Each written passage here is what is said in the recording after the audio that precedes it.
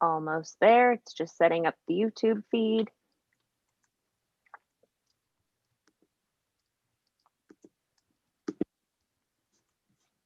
And we're live.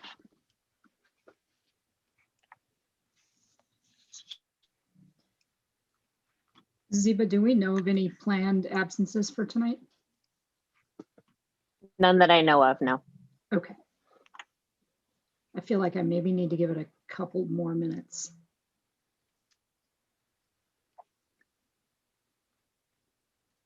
Karen did let me know that she may have to call in at the beginning. Okay.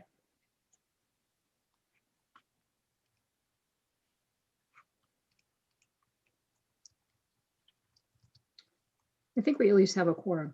We do. Okay. Then I will call us to order. Let's see, February board meeting, Natomas Charter School, calling us to order at 5:02. I will take roll call. Ashante Norton, Present. Jennifer Morgan here, Preeti Merchant, I'm here. Maria Mejorado, Hello, here. Gina Lee, I'm here. Sean King. I don't think I saw Sean. How about Karen Harding Davis?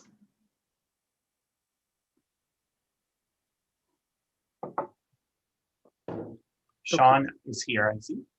Oh, Sean is here. Perfect. Thank you. Okay, moving on. Oh, excuse me, Jonathan Core. And our student liaisons, Gavin, Here. Max, Here. and Ali.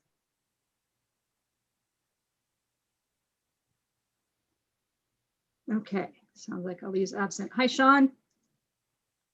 Hi. Okay, Hi.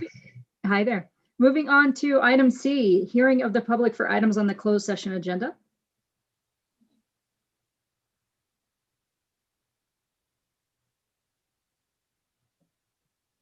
All right, moving on to section D, we will adjourn to closed session to consider and or take action upon any of the following. Number one, public employee performance evaluation pursuant to Government Code 54954.2. We will reconvene to open session at 6:30. See you at 6:30. Thanks. Thanks.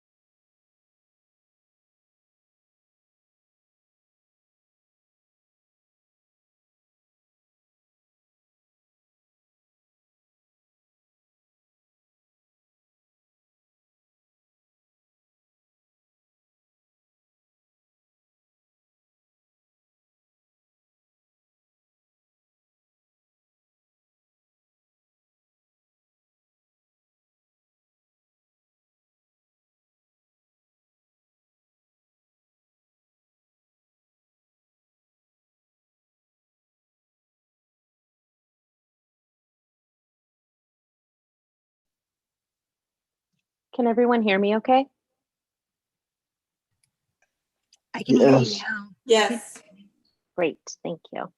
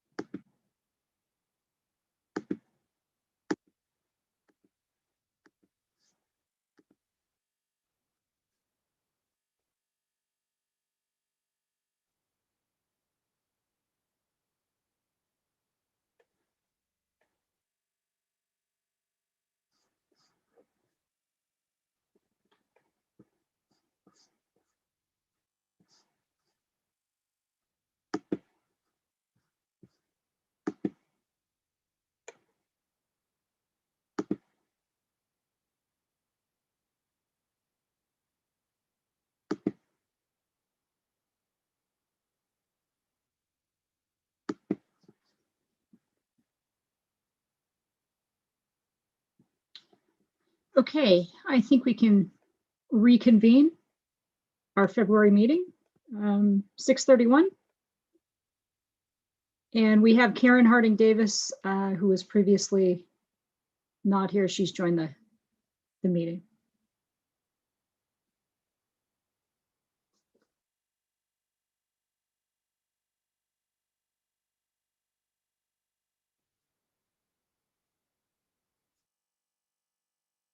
Okay, moving on. Section E, reconvene open session. We have no action taken during our closed session. Moving on, section F, student reports. May we please start with Gavin? Yep. Hello. Well, I'm representing VLA, of course, but anyways, VLA is doing well. We have started our dual enrollment courses, and students seem to be getting a hang of it. Currently, our dual enrollment courses are English 302, Anthropology 310, and the history of rock and roll. And we are making sure that teachers and staff are doing like checkup. Spirit Week, we're doing different games. Like I said, we're doing like games like Minecraft, Valorant, and chess. Dress up days, we like go on Flipgrid. We either like dress up as different things, or like today we did an animal day where we showed our pets and everything. And we've been reaching out to people about this event through email. Link crews are telling their linkies about it and everything like that. And then we also have an improv club that will be hosting weekly lunch meetings. And in addition, VLA welcomed 8 new students this semester. And that's it. Thank you. Excellent. Thanks, Gavin. How about Max? Hi. Leading Edge, we just recently finished our iReady testing for math and reading to see how we have improved in these past months. And after our winter break, we got a new schedule, which include an earlier start time, longer breaks, and a later end time. And through the peers I've asked, the feedback has been very positive, which and most are saying that they like the longer breaks. And Kindness Week, recently passed. It was from January 25th to the 29th, and there were activities every day to help spread positivity and kindness. And our yearbooks have gone on sale for purchase. Great, thanks, Max. And just to confirm, I don't think Ollie's here with our PFAA update. Correct. I don't see that he's joined the call. Okay, did he submit an update that we He should did. read? Okay. Max, Gavin, would you like to read on behalf of your schoolmate? I can read if you want. Thanks, Gavin. Yeah, for PFAA, their class meetings are February 10th for all high school students. Town hall meetings are being led with students. The continuation of virtual online concerts are happening. Music department are working on different concerts. The drama department show drive-in details are still to be determined. The theme is Silver Linings. Eco Club fundraiser. Various students participated. Okay, Perfect. excellent. Thanks, guys. You are welcome to stay. If you choose not to, you're welcome to leave right now. Thanks for your updates and go do your homework. Thank you. Bye, guys. All right. Thanks, Gavin. Bye, guys. Bye. Moving on to section G, hearing of the public for items not on the agenda. There were no submitted comments via the public comment form. Okay. Moving on to section H, hearing of the public for items on the agenda. Also, no public comments submitted via the form. Okay. All right, moving on. I need a motion for the approval of tonight's agenda. I so move. This is Maria. Okay, may I have a second? I'll second it. Karen. All right, thanks, Karen. Let's see, roll call vote. Karen Harding Davis. Yes. Sean King, Yes. Gina Lee, Yes. Maria Mejorado, Yes. Preeti Merchant, Yes. Jennifer Morgan, yes. Ashante Norton. Yes. Okay. All right, a second motion for the approval of the consent items. I'll move to approve the consent items. Sashante. May I have a second? Thanks, Preeti. Sure. Roll call vote. Karen, Yes. Sean, Yes. Gina, Yes. Maria, Yes. Preeti, Yes. Jennifer, yes. Ashante. Yes. Okay. Moving along, we have an action item. Section K, approve resolution 0208 2021.01, increase to revolving fund. Anita, can you walk us through that? You're muted. Sorry about that. Currently we have a $30,000 balance for our revolving fund.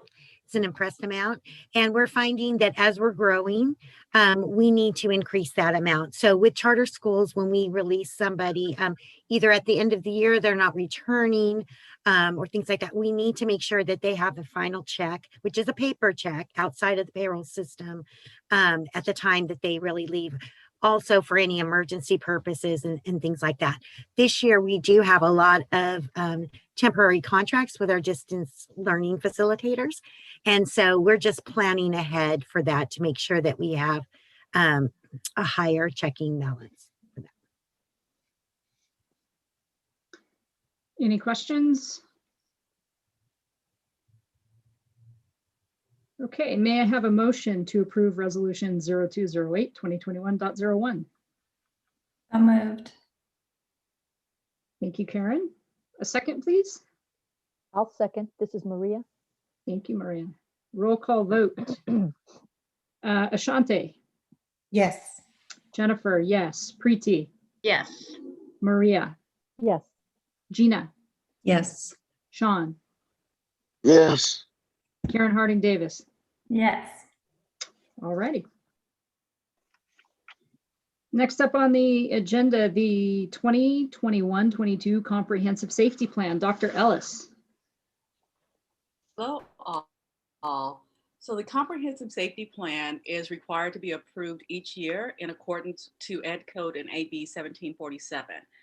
This year, the changes that have been added are the addition of the child abuse and neglect policy. We've added air quality response and public health response to account for things like wildfires, as well as if we ever face another pandemic.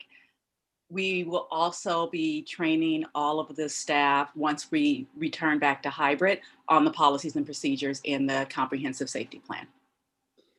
So one question on that, I'm assuming the plan does not include our board policy 5141.4. The child abuse and neglect policy, it didn't include it at this time. I'm sorry, it is included or it isn't? So it is not linked Okay, to it at this time Okay. until it is approved. gotcha. Yep, that's what I was clarifying. Thanks, Dr. Ellis. Okay, may I have a motion to approve our 2021-22 Comprehensive Safety Plan? I move to approve. I think I heard Preeti, is that right? Yes. Okay. And the other voice that was chiming in, how about a second? That was me. I'll second. Okay, awesome, thank you. All right, roll call vote. You'd think I knew you guys by now. Karen, please. Yes. Sean, Yes. Gina, Yes. Maria, Yes. Preeti, Yes. Jennifer, I'm a yes. Ashante, Yes. okay. Dr. Wood, with our NAEF board member approval. It's not COVID related. This is great. I like being able to talk to you on a non-COVID thing. So for all of you, just as a remembering, the Natomas Arts and Education Foundation is the fundraising arm of Natomas Charter School. They are a separate nonprofit. The bylaws of the Natomas Arts and Education Foundation require that a majority of the members be appointed by the NCS board to the NAEF board. Currently, we have 4 board members. We have Josie Miller, Gareth Love, Michael Wang, and Jason Mollet. 2 of those, Michael Wang and Gareth Love, have been appointed previously by the Natomas Charter School Board of Directors. NAEF in the last few months has had a couple of board members leave as they've left the school community. So we have 2 new members that Josie Miller and I interviewed. Josie is the NAEF board president. So we have Rachel Farrell, who's a leading edge and Star Academy parent. Oh, we have a little typo there. It says Star Academy parent. We need to fix that, Ziva. So Rachel Farrell is a leading edge and Star Academy parent. She also is active with a couple of different organizations here in the community. And then Jasmine Bush is a Performing and Fine Arts Academy parent. She has 2 students that is there. And she is actually an employee with UC Davis. She works in their marketing department. So the 2 of them are excited to join the NAEF board. The NAEF board, all is a little quiet right now because a lot of their activities can't happen during COVID, but they are planning and getting ready for when students can return to campus, and hopefully down the road, we can have a welcome back to campus celebration for all of our families. That's actually one of the things that the NAEF board is looking at. So by approving this particular action item, the board would be appointing Rachel and Jasmine as new members to the NAEF board, and then they would be reappointing Michael and Gareth. So that'll have 4 of the 6 board members will be NCS appointed, so we'll have the majority there. And also it means that Jasmine, Rachel, Michael, and Gareth will all have the same appointment term, which is actually kind of helpful for this board to make sure that we're continuing to appoint as needed. Questions I can answer about this item? I don't know Rachel, but I know Jasmine, and she's a firecracker, and NAEF is going to be great to have her on board. Great. Thank you for that, Joe. May I have a motion to approve the NAEF board members? I so move. This is Maria. Thank you. May I have a second? Second it. Awesome. Okay, roll call. Ashante, Yes. Jennifer, yes. Preeti, Yes. Maria, Yes. Gina, Yes. Sean, Yes. Karen. Yes. Okay. Moving along, Dr. Wood, the floor is yours for an enrollment update. For an enrollment update. So in your packet, you will find our latest enrollment information as of January 31st. If you look at the top, starting with Leading Edge, we are right on track with adopted budget in terms of enrollment. PACT, we are actually currently 6 above our adopted budget. PFA is 3 above. Star Academy at the moment is 2 below. That has to do with people kind of transferring in and out.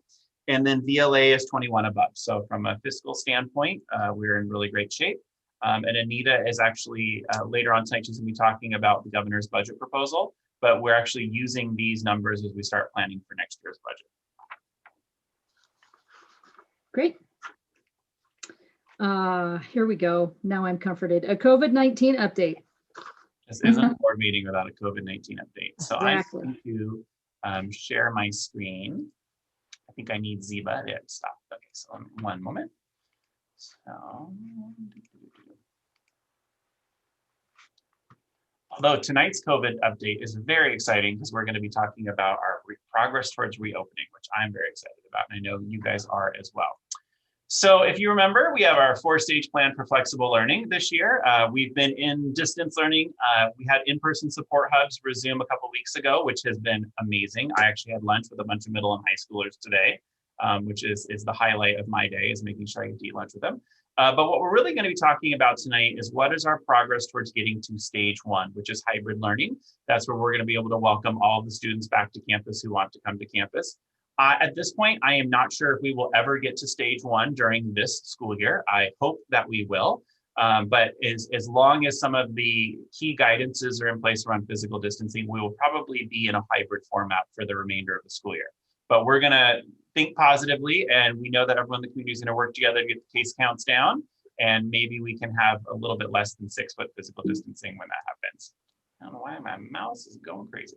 So remember, our goals for reopening this year is to welcome all kids back to campus, welcome all staff back to campus, maintain consistency to the greatest extent possible, provide a safe and healthy campus, and when we reopen, to be able to stay open.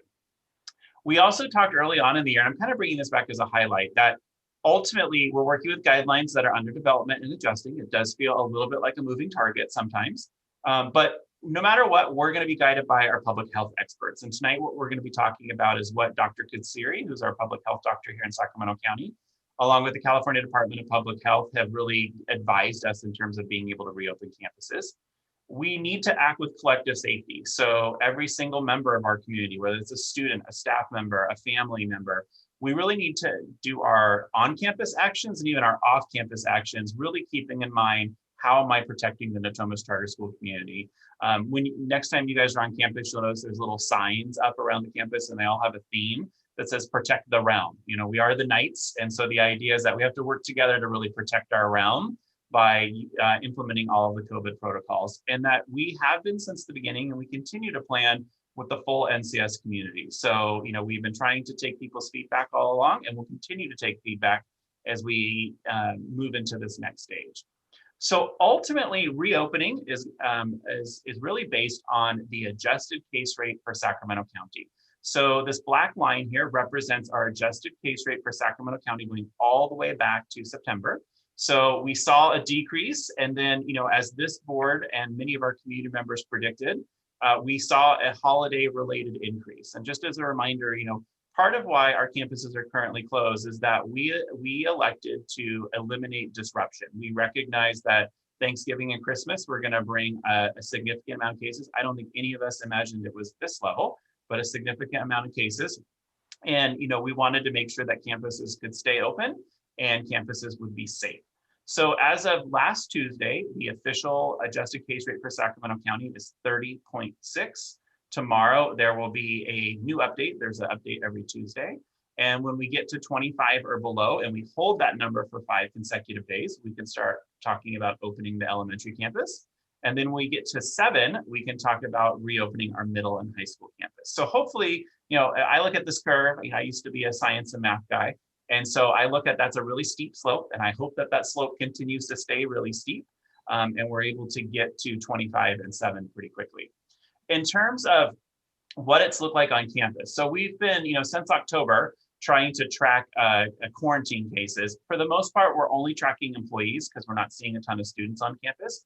But you can see here, as I've shared with board in previous meetings, we did see the impact on our own campus in terms of employees having to miss 1 or more days of work due to some sort of COVID-related quarantine. Just as a reminder, the process is that if someone is a positive case, they're going to quarantine for 10 to 14 days from the onset of symptoms or a positive test result. If there's an exposure, so a close contact is an exposure, that means you've been within 6 feet of someone for 15 or more minutes with or without a mask on. If you've been in close contact of a confirmed positive case, you're home for 10 to 14 days. In symptoms, so let's say you have some of the classic COVID symptoms, loss of taste of smell, cough, etc. You're going to be at home until symptoms are gone for 24 hours without medication. So these quarantine processes apply currently to our employees because that's who we're mainly seeing on campus, but they will apply to students as well as we come back into hybrid learning. And this is important.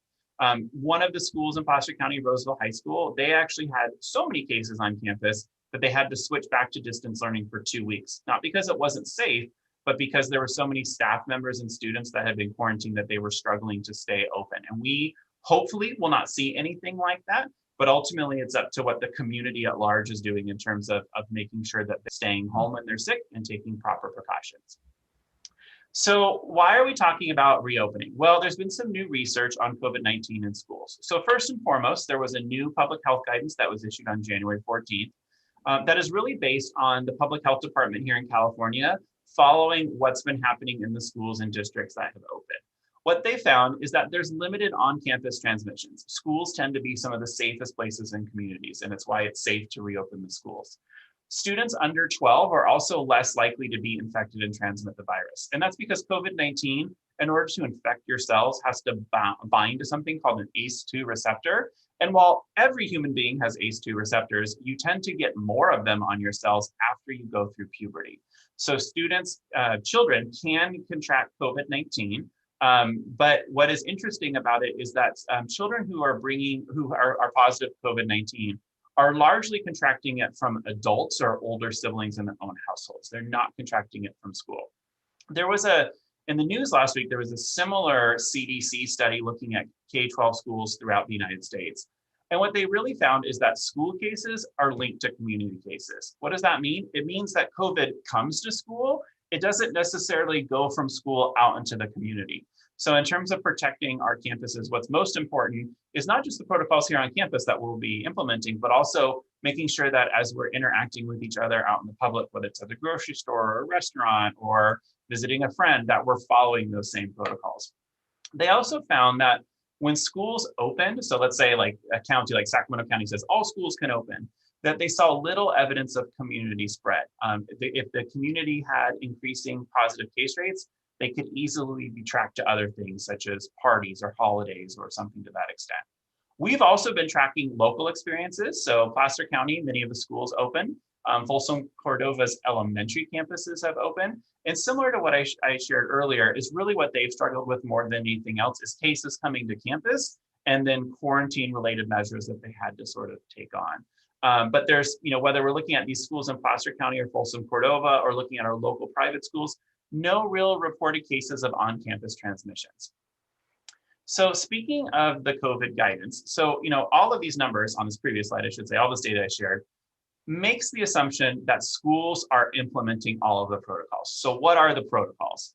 So the latest CDPH guidance is stuff that Natomas Charter School has been planning for since the beginning. But just to be clear, face coverings are required for everyone. It doesn't matter what grade level you're in, or if you're an adult or a student.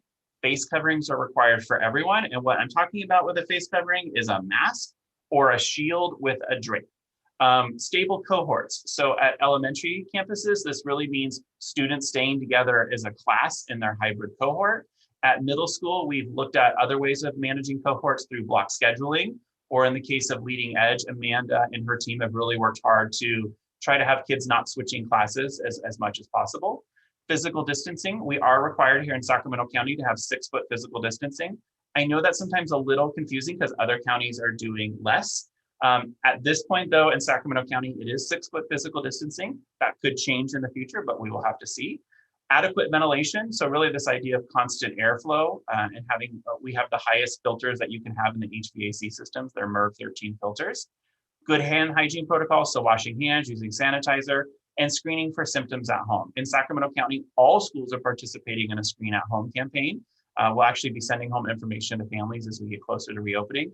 But the idea is that we don't even want kids coming to campus if they haven't taken their temperature, checked for symptoms, those sorts of things. And in terms of the actual reopening requirements, you have to have all protocols in place.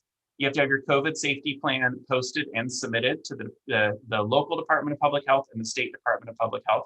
We actually did both pieces last week, and they had 7 days to provide us feedback, and we haven't received any feedback, so that's actually a good sign. And the second piece, or third piece, I should say, is that we are legally required to provide distance learning through June. We've always been planning for that, but that was a new development for some school districts and other communities. And then the campuses are closed until the county meets the criteria for elementary or middle or high school. The other quote to the right I brought here, because I do think sometimes this has been a little confusing because these documents are called guidance documents. So like, do you have to follow them? We said from the beginning that we're going to follow what our public health experts in our community is saying, but this is straight from the document. I just want to be clear. The guidance is a public health directive that applies to all public and private schools operating in California.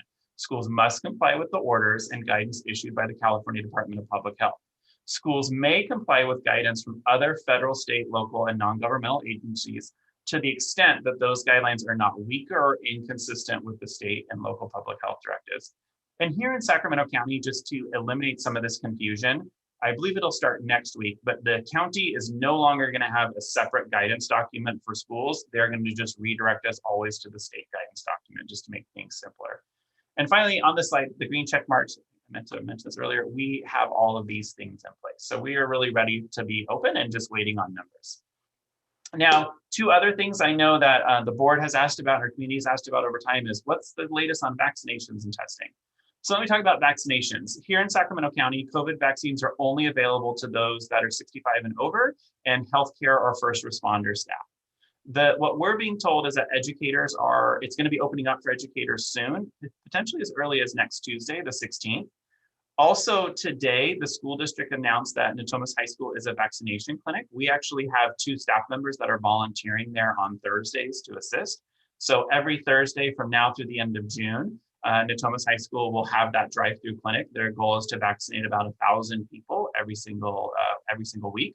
So that's great because it's open to anyone in the community. And then when we get to educators, it would be open for our staff as well. There are some counties in the region that are already allowing educators. So for instance, El Dorado County has. And so at this point, actually about 8 to 10% of our staff are already vaccinated. And they've been able to get vaccinated because either they live in another county, they meet the age criteria, or some of our staff actually have part-time jobs where they might work at a hospital or a care facility, and they've been able to get vaccinated that way. Our goal, as we talk about reopening, is really to get all staff vaccinated while we're also reopening and returning to campus. And so what we're doing is really tracking what each county is doing. We're communicating that out to staff. We've told all staff that, when you get a vaccination appointment, that's priority number 1. If that means that Dr. Wood's going to come sub for your class, Dr. Wood will be there. We're going to make it happen. It's likely going to take a few months until everyone is vaccinated. The county is estimating to get everyone through their second shot. That's an educator or a childcare professional that we may be going through mid-May. It's just going to depend on how much vaccine is coming into the community. And I know the Biden administration has put forth some efforts to get more vaccines produced. So hopefully that means this whole process is going to speed up a little bit. It's also important to know that currently vaccinations are completely voluntary. All the vaccines that are available to us are approved under an emergency use authorization, which means that the person receiving the vaccine has to agree with explicit consent. We can't mandate vaccines at this point. Now, there may be legislative changes down the road, but at this point, all vaccines are voluntary. So that's the vaccination front. On the testing front, just as a reminder, there's 3 types of testing. There's surveillance testing, response testing, so that's when you take a test if you're showing symptoms. Or sorry, I should say there's 2 types of testing. There's surveillance and response, and that ultimately all testing is voluntary. In terms of our testing processes, we have had our employee surveillance testing since October. Currently, that process is that employees are getting tested at least once every 2 months. Some employees, such as myself, prefer to go more often. And if ever an employee or a student needs response testing, we're referring them to either the regional testing facilities, or many are actually choosing to use their primary care physician. So we've been helping them find the resources. Looking ahead, we're really trying to expand testing with Natomas Unified. So Natomas Unified has welcomed us to be part of a partnership that they're building. And the idea is that there would be rapid testing available on every school campus in the Natomas community at least once a week, and the charter schools are included in that. And then there would be PCR-based testing, which is the more traditional COVID testing, if you will, available at the district office. That's currently available every Tuesday. We're continuing to watch legislative requirements. When we met as a board in January, there was a lot of confusion over this proposal that the governor had put forth. And so what the governor was basically saying is that school districts could apply for additional money if they agreed to a surveillance testing cadence. At this point, the legislature has not approved that, and so we're kind of waiting to see what happens. Ultimately, that funding is really important. At Natomas Charter School, if we were going to do some sort of surveillance testing project where we were testing students weekly, or we were offering tests every other week, we need a funding source for that. This would be an unfunded situation at this point. So we're looking at some different options, but also kind of stuck in a little bit of a wait and see with the state to see what they are going to propose moving forward. So what does this mean in terms of an actual reopening timeframe? We feel like we're finally getting to a place we can talk about dates. So remember, it's based on the adjusted case rate, which the California Department of Public Health puts out every Tuesday. This is the official rate. And what it's adjusted for is they take basically the county 7-day average, and they adjust it up or down based on how many tests occurred in that county, based on the number of population. So if it was a week where we didn't do a whole lot of testing, the number is adjusted up. If it's a week where we did do a lot of testing, the number is adjusted down. There is a separate county case rate that you can see on the county website. It is best viewed as an early predictor. So currently the county case rate is hovering just below 25. It's been like 21, 22, 23. So that's making me think that potentially as early as tomorrow, the state could say Sacramento County has hit 25 per 100,000 residents. And if not tomorrow, kind of looking at the steepness of that curve, I'm going to assume it's going to be by next Tuesday, which is February 16th. We must maintain this level or better for 5 consecutive days. So it's like you hit it and then 5 days. And so what we're kind of thinking is if we hit it on the 9th or the 16th, what we're shooting for is a March 1st return to hybrid instruction date for Star Academy. The reason why is we have a couple of things that we're navigating. First, there's the 5 consecutive days, and we're not sure if it's the 9th or the 16th. But then the other piece is that, we know that there are some families who have already emailed us saying, I don't want my kid to go back to school. Or actually, I chose distance learning. Just kidding. I really want to do hybrid.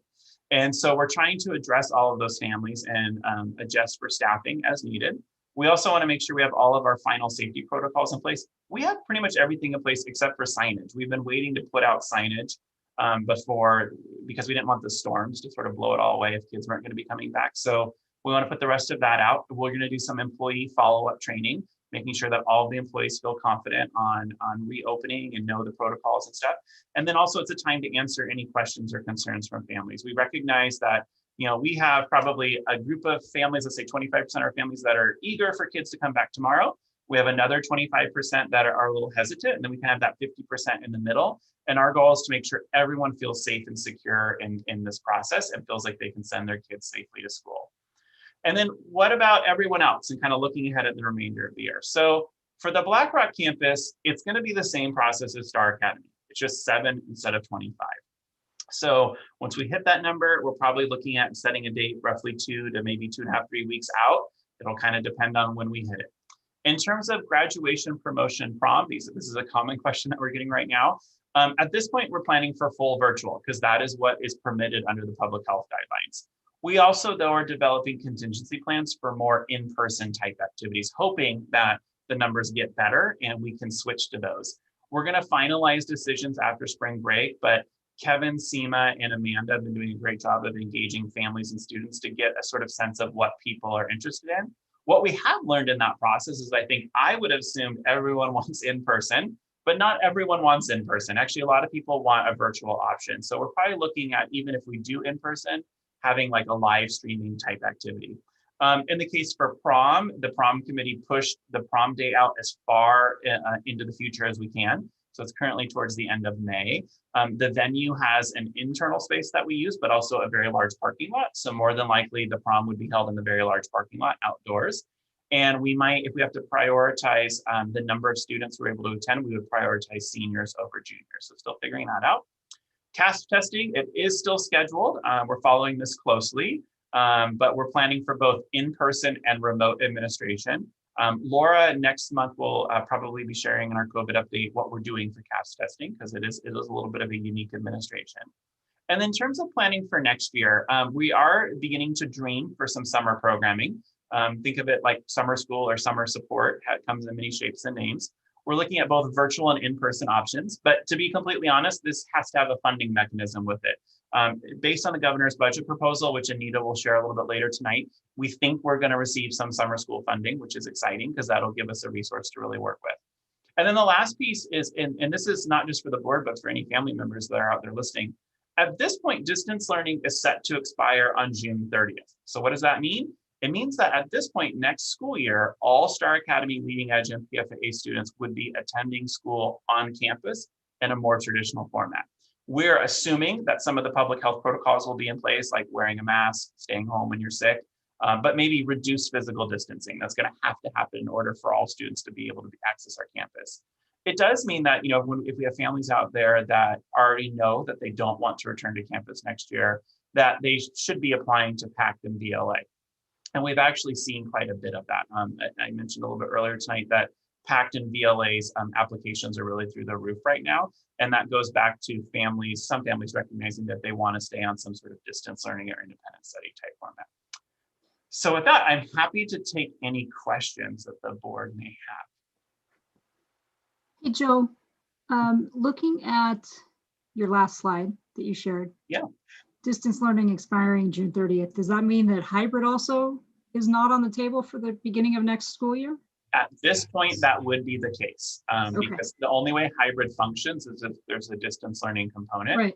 I'm going to guess that if the legislature truly does not move forward with some sort of distance learning or distance learning 2.0 legislation, that we will be at a place where the public health officials are saying, you know what, you can actually have all the kids on campus. We just want you to follow these basic protocols. And so that might be, everyone has to wear a mask still. We have to have kids at individual desks rather than tables, so we'll kind of figure that out. But, looking at what other countries are doing or other states are doing, California is one of the United States is one of the few places doing 6 feet or 2 meters.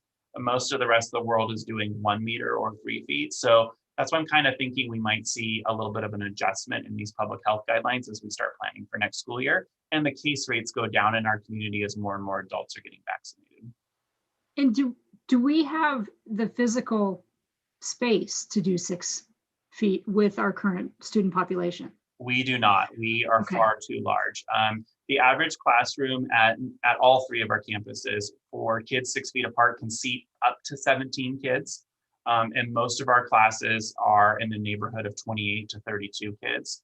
So that's really not a feasible thing if they say 6 foot physical distancing. If we do 6 foot physical distancing and no hybrid or distance learning, we're talking about putting tents out on the field. It's probably what we would be looking at. We could always do swing shift school, right? Not totally, because there's instructional minutes requirements, and not to mention, asking employees to work double shift when they get paid for 1 shift. So there's no complication here. Hey, it's a serious question. There are no bad ideas. We've thought about them all at this point. So, any other questions I can answer from the board? I just think we should invest in a tent company stock. Yes, we would be very wealthy now had we done that before the pandemic. I had a quick question about what actually sets our date that we've reopened. So say we hit our target 25 and we take, 2 weeks to kind of ramp up, get the students back on campus. Is it the day the kids are physically on campus that sets our reopen date, or do we submit some sort of notice to either the county or the state to say we're reopen even though we don't have kids on campus? It's the day the kids are on campus. And we've done all of the submission stuff already. So there was the COVID safety plan. Every 2 weeks, there's actually a new reporting form that I fill out. So I filled it out today, and then 2 weeks ago, that was the first time we filled it out. But it's the day that you are open to all of the students in a particular grade level. And they recognizing a hybrid idea. But Okay.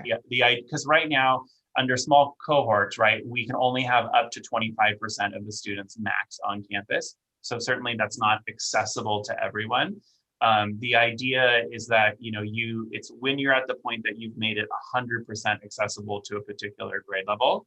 And so in our case, that, using the March 1st date for Star Academy, that would be the first time anyone could have come to campus on that particular day. We're also, we have about 60% of Star Academy families that are currently signed up for distance learning. So, we're looking about 40% of students returning to campus. Okay. Joe, I have a question. Mhm.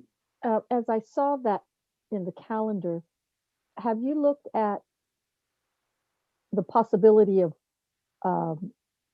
the point at which you wouldn't consider reopening? This is such a good question. A lot of people ask me about it. So here's where I'm at on it. I'll take 1 day of on campus over no days of on campus. I'm really worried about our kids' mental health more than No, I agree. like academics is honestly kind of second at this point. And so, I don't think we're going to find ourselves in this situation. However, if we did find ourselves that, by May 15th, for some reason, Leading Edge and PFA weren't open, I'd say, hey, let's do 2 weeks. Let's do 2 weeks of, strong social emotional connectedness and making sure kids are, feeling happy, healthy, and loved. We would do that. And just in talking to the teachers and the staff on campus, I think we're all in the same space, because we've been asked that question by other districts, and we all kind of give a puzzled look, like, we'll take 1 day at this point. So we if it's the last day of school, we'll make it happen. Good to know. I know we're all excited about getting back. I am too. But the kids have been gone for so long that I imagine it can be emotionally, upsetting as well, coming back. And so I know you guys have probably been planning for that, or, is there like an open house option where maybe kids can come with their parents at first, so they feel confident having their parents there, sort of walking through it a little bit first? So at Star Academy, we don't have that, but we have been planning for that for Leading Edge and PFA, partially because the kids have to change classes at Leading Edge and PFA. We just want to make sure that everyone knows where they're going. So we're calling that early hybrid day. At Star Academy, the teachers are kind of building it into the first day. Their plan is to go very slow from the beginning, and really have the focus on following what the kids seem to need. So if the kids need story time, we're going to do story time. We're not going to jump headfirst into academics, because as Karen brings up, some students have coped with this really, really well. And then we're finding that there are other students not so much. And we're going to kind of have to take it day by day. And then on the middle and high school front, Seema, Amanda, and I have been meeting with the kids over the last weeks, along with Addie and Laura. And like I said, some kids are ready to rock this, and other kids have a lot of anxiety about coming back. And so, what we're really trying to focus on first and foremost is proactively educating them about COVID. Mr. Wood, the former science teacher, now in the grade level meeting, starts his spiel about talking about ACE2 receptors and how they bind with the virus and what protection mechanisms we can use and why. But we're really doing that from the perspective of knowledge is power. And if our students and families, understand how the virus works and how it doesn't work, because there's definitely a lot of misinformation out there, that helps to build a certain sense of confidence in everyone being able to come back to campus. It is one of the other reasons too why I'm a little concerned that CASP testing is still scheduled to occur. Just the logistics of that may mean that we're saying, hey, welcome back to school. Here's your amazing standardized test, which we're trying so hard not to do because we want to prioritize kids' social emotional needs first. So Laura has been doing an excellent job of giving a lot of feedback to the testing folks at CDE and CRAN, which is an assessment network that we're a part of, just to kind of say, is there any way we can tweak this a little bit? And I know we're not alone. Every LEA is thinking through this right now. Every school and district is thinking through this right now, trying to figure out, how do we meet our legal obligations and requirements, but also take a real humanistic approach to welcoming kids back to campus.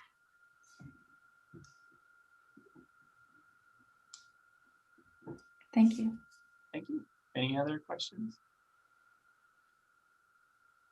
All right. Well, with that, I will hand it back to Ms. Hone. Ms. Hone.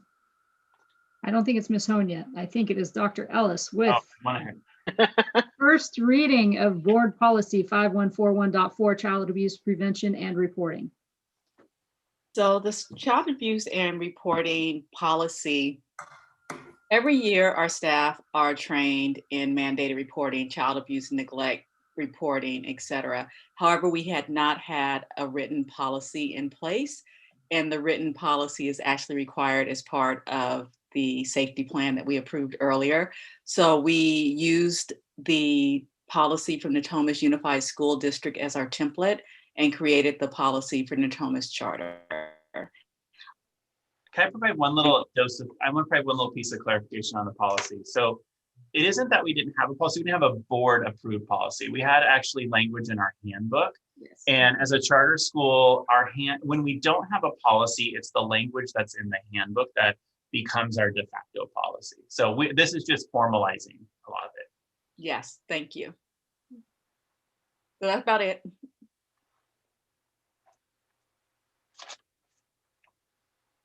That's it. That's it. Any questions? That's it. You It's are a pleasure. efficient, Dr. Ellis. I try. I go for Yes. efficiency. We appreciate it. Any comments, questions, corrections? Are there any notable differences between the template that we got from the district and what we're utilizing?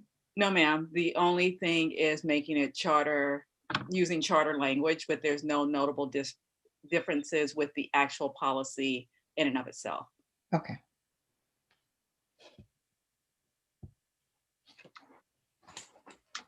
Any other All right. questions? If that's it with that, thank you, Dr. Ellis. Moving on, Ms. Ziba has inserted herself on our agenda yet again. I'm just the gift that keeps on giving. She's not to be controlled. So the Form 700s have been released and you all will have them in your inbox tomorrow morning. I scheduled an email to go out to you guys first thing tomorrow morning. So those will be out. They are due back to me by March 31st because they're due to be filed by April 1st. And so if you have any questions, let me know. I gave you some helpful resources in the email of links that you can go to get some information. Everybody's situation is different and circumstances are different. So as always, I recommend that you speak to your accountant or your tax preparer for anything specific for your circumstances. That's it. Awesome. Thank you. So do you need a physical signed copy or scan, or will all of that info be in the email? A physical copy would be great. I didn't see anything that spoke to any exceptions that they're making. I imagine that they are, but let me look into that and I'll let you guys know. Cool. Thank you. All right, moving right along. Thank you, Ziba. Presentation from Anita on the governor's January budget proposal. Okay, let me share my screen right here. Start from the beginning. Can you hear me okay? Yep. Okay, wonderful. Okay, so Joe and I attended the school services webinar on January 15th regarding the governor's January proposal here. So I wanted to take a minute to talk about the state budget overall. The 2021 state budget went from a planned $5.6 billion surplus to a $54.3 billion deficit within 2 months as a result of the historic pandemic. Almost every major indicator for both the nation and California took major hits, including gross domestic product, unemployment rates, non-farm employment, etc. 6 months later, with the revenue growth surpassing the original revenue expectations forecasted in the early stages of the pandemic, Governor Newsom's proposal forecasts a dramatic restoration in funding. So this proposed budget is really good for us on there. The driving revenue growth was the recovery of these hard-hit economic indicators that in some cases were fully recovered and even exceeded pre-pandemic levels, resulting in stronger estimated revenues from what they call the big three taxes: personal income tax, sales and use tax, and corporate tax. However, it is important to note that the recovery was not even for all Californians. They're calling it a K-shaped recovery on there. And when you kind of look at the education budget within that state proposal, it really does kind of compare to last year's January 2020 proposal from the governor. There's a lot of similarities. Of course, he does clearly address the current COVID-19 education reality, but also resurrect some of the proposals from January last year that he put on hold because of the economic collapse. And a lot of that has to do with early childhood education, special ed preschool, and educator investments such as professional development. So some of the themes that I wanted to talk about today is a Proposition 98, the minimum guarantee for K-12 education as it relates to cost of living adjustments. Educator professional development. Now that is in the budget. They talked about it last year and it kind of got shelved. We would be subject to those funds. However, details are forthcoming. The other thing I wanted to mention was the second wave of the Federal Stimulus Act, which they refer to as the ESSR funds. Now, these funds are allocated based on Title I allocations, which Natomas Charter School does not participate in. I didn't want anyone to get confused because we do not qualify for those funds. But there also is funding for reopening of schools. So you've heard Dr. Wood's presentation on possibly opening up schools. There is some funding incentive for that. And when we attended this webinar back in January, one of the proposals was if you open up by February 1st, you got about $450 per student to do that, which was an outrageous timeline. March 1st is the second possible reopening date where you can get some additional funds. So we are in a situation where we have all our policies and all the compliance pieces in place. And if we're able to go into the red and open up, we could look at getting some potential additional funds for that. And then the proposed state expanded learning time and academic intervention grants. Now that we would qualify for, and that could be possibly up to $1.1 million. And that's where Dr. Wood, had mentioned about going to possibly looking at summer school. That's a pot of money that we would look at. Also, all the testing that we have to have in place for that on there. So I wanted to talk about Proposition 98 regarding this proposal. So the K-14 education budget covers a 3-year cycle. And when they do this annual budget process, they go back to the prior years to do what they call a true up based on revised revenue projections so that they are within the constitutional obligation. So in this proposed budget, it's resulting in an additional $1.9 billion for 2019-20, $11.9 billion for this year, 2021, and an increase of $3 billion above the revised 2021 levels for next year. So the Prop 98 category, I don't know if you can see off to the right of your screen, is showing an ongoing $3 billion in education. The other important thing for Prop 98 is the reserve deposit. So the California voters passed Proposition 2, which requires the state to create a public school systems stabilization account, different from the regular state's budget stabilization account, which is the rainy day fund. And it was supposed to kick in 2021, where they did budget it, but in light of the economic collapse, they weren't able to keep the money there.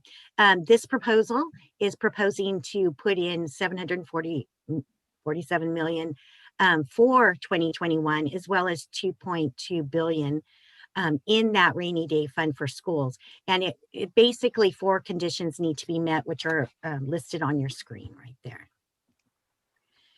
Also, deferrals.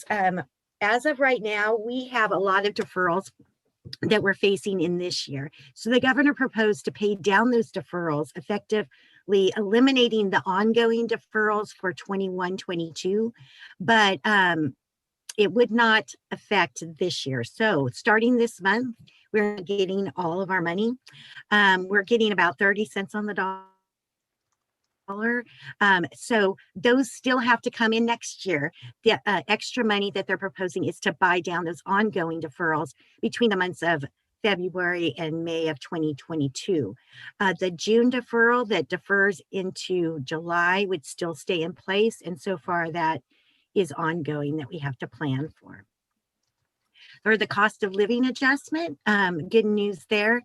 If you look back at 2021, on paper, we have a statutory COLA of 2.31%, but it was not funded. So we have flat funding this year. In 21-22, they are proposing a 1.5% statutory COLA, but they plan to fund us 3.84%. And that's basically the 1.5 COLA plus making up the difference for last year that we did not get. So they're calling it a compounded COLA for that. So with that projected COLA on the screen, you can see the local control funding formula base grant rates by grade span, where we have the current year's grade span amounts, applying the COLA to come up with an adjusted rate, and then adding the grade span adjustments for K through 3. We have an additional $832, and 9 through 12, we get the $252 for career tech. Those revised amounts you can see on the screen to the left, and then they have the 20% supplemental grant on top of that based on our students' demographics, and then also the concentration grant, which currently we don't meet that criteria for those. So what that means for Natomas Charter School is that based on our projections, we will be receiving $350.42 per ADA increase, which is over, it's about 3.88%, which is over the projected COLA. And that's because if you remember, this year we were capped at last year's average daily attendance. And so during this year, we did a master schedule change where we had some growth for PFAA. PACT and VLA, as you know, are growing as well too. So next year, there is no cap. We actually get to plan for our current enrollment and ADA projections. So therefore, we have some ADA growth in these numbers. And so I kind of broke it out in the bottom of the screen. The COLA dollars really for us only equate to 3.63%. So we're below the average statewide average for the school. And then the difference, which is about $22, is related to ADA growth on there. For state lottery, they did not change the rates. I just put this slide up here to show you what our projected increase is, because now that they lifted the cap on the ADA, because of growth, we'll be getting about 18,000 more in the unrestricted lottery and 6,000 more on the restricted side of lottery. For mandated cost block grant, those rates received the 1.5 statutory COLA. So what that means for Natomas Charter School, we're projecting almost $50,000 in that area. CalSTRS employment contributions. So there's no new money to buy down the employer portion of these rates. And as a reminder, the CalSTRS, CalPERS board they set their own rates. So these are constantly changing on here. And you can see that current year, we're paying 20.7% per dollar for our CalPERS members. And it's projected to go up all the way to 27.6 in the year 26-27. So I added this slide right here off to the side where you can see our estimated costs. So for this year, based on today's position control, when you compare that to the rates going up next year to 23%, that is an additional ongoing cost for us of about $62,000. The following year, it goes up to $88,000 additional, then $27,000, and then finally in the year 24-25, it'll increase another $13,000. When you look at the CalSTRS contribution rates, now this is a little bit more difficult for those rates to be increased because the legislature has to pass those increases. But the budget still does include from prior years a buy down on the state side for employer rates. So that hasn't changed, but they didn't add any more money to buy down further employer contribution rates. So this slide right here shows that we're currently at 16.15% for our contribution rate for CalSTRS.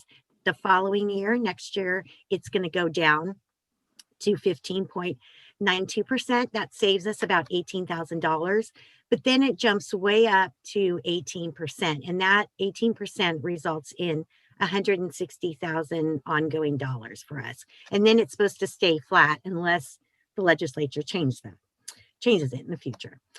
You guys are familiar with this slide. I kind of like it comparing per ADA growth in revenues and expenditures.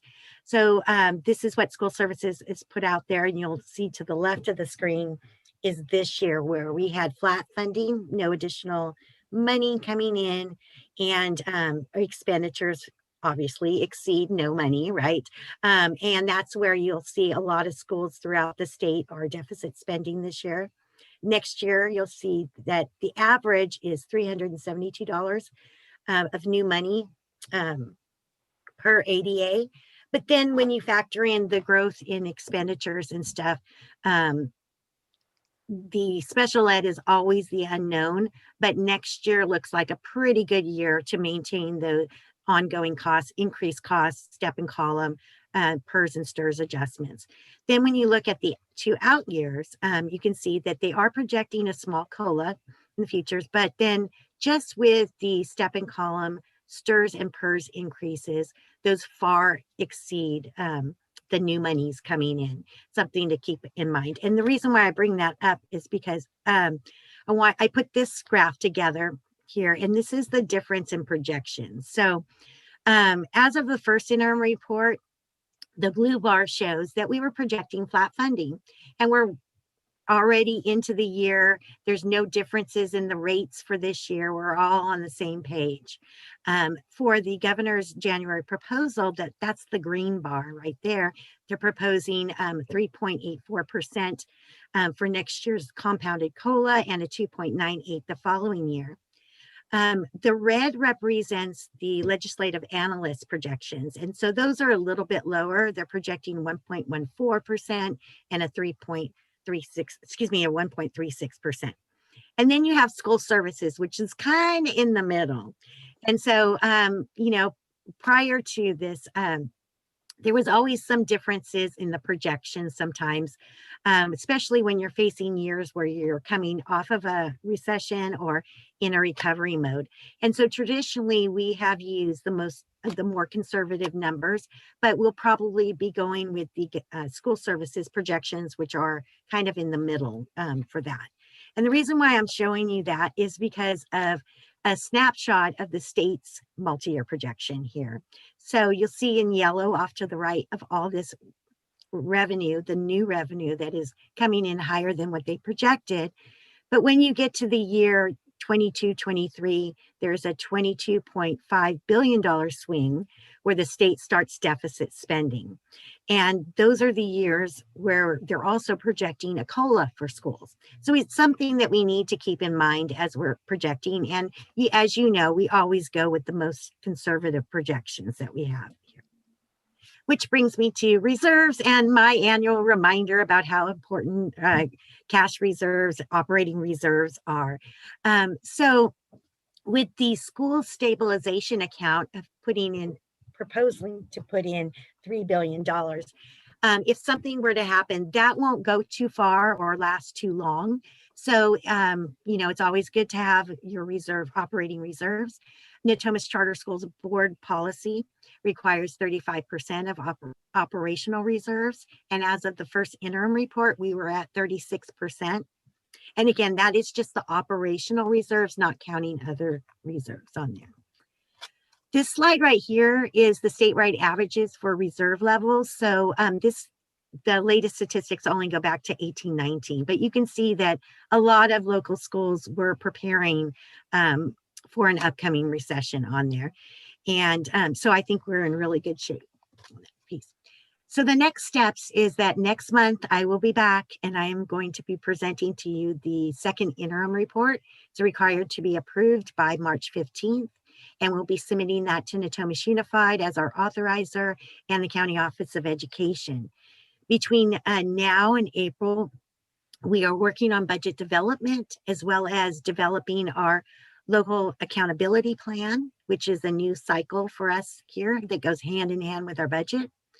Mid-May, we should be getting another governor's proposal called the May Revise, which we will be finalizing our budget assumptions and LCAP based on those that proposal.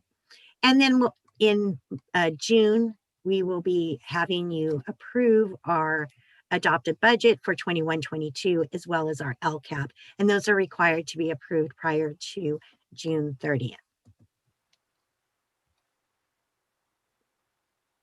And I'll open it up for questions and stop sharing my screen so you can see.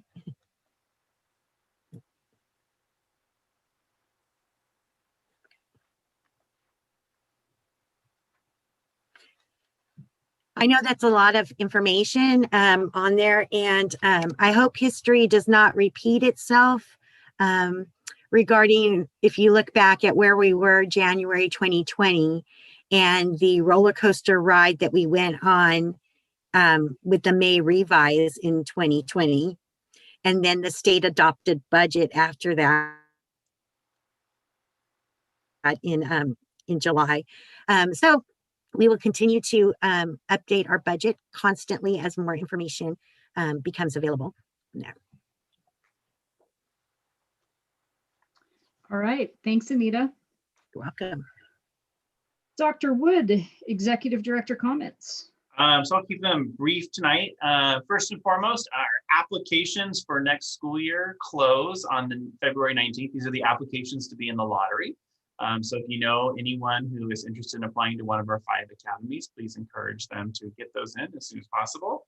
And then I mentioned in my COVID update that vaccines are becoming more readily available in our community. So the biggest thing is Natomas High School has a vaccination event on Thursday, and they are looking for members of our community that are 65 and over, or maybe a first responder that haven't been able to get a vaccine. If you know of anyone who fits those criteria, I do have a link that we can pass along to them so that they can sign up. And then last, I know I say this at every meeting, but I feel like it can't go unsaid. Just a big thank you to our teachers, our staff, our parents, our students. You know, we've navigated an unknown this entire year, and we continue to navigate an unknown as we begin to talk about welcoming people back to campus. And so I really appreciate the can do, we'll figure it out, not acting from a place of fear sort of spirit that we have here at Natomas Charter School. And I think it's something that we should celebrate often, you know, as we have time to do so.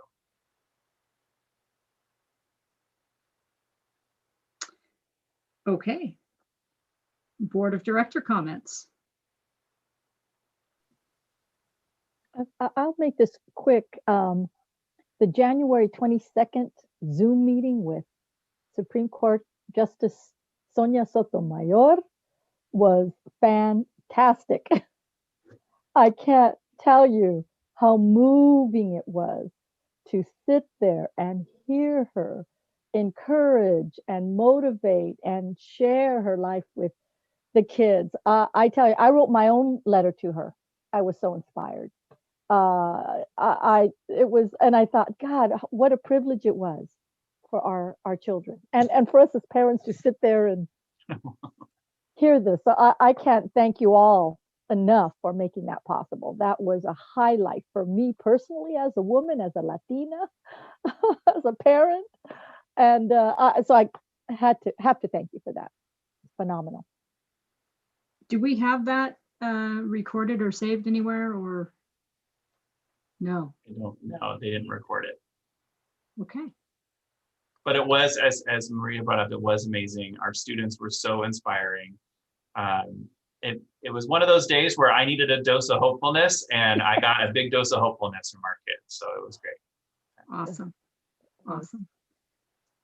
Okay, I will echo Joe's comments earlier. A huge thanks to our staff, teachers, admins, parents, students. My goodness, everybody's going through a lot right now. So thank you all very much for working as hard as you are, and hopefully we get you back. Anything else from our board? I just want to say thank you too. And we're almost there. You know, I know we can all sort of like taste it. So just thank you for everything that you've done so far, and looking forward to, you know, what the future holds for us. Either way, we'll make the most of it like we always do. And just really thankful to have this leadership team, you know, leading us. I have so much faith in you and appreciate all your hard work and dedication, and your hearts are in the right place. And I'm grateful to be a part of the community. So thank you. Okay, future board agenda items.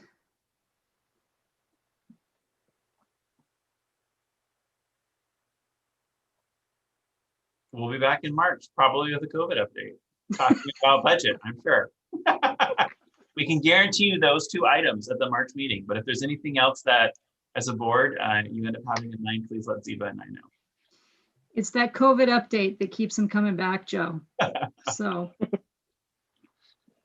all right. If there is nothing else from anyone on the board, we will go ahead and adjourn the meeting. 7:41. Thanks, everybody. Wear your masks. Bye. See you in a month. Bye. Bye.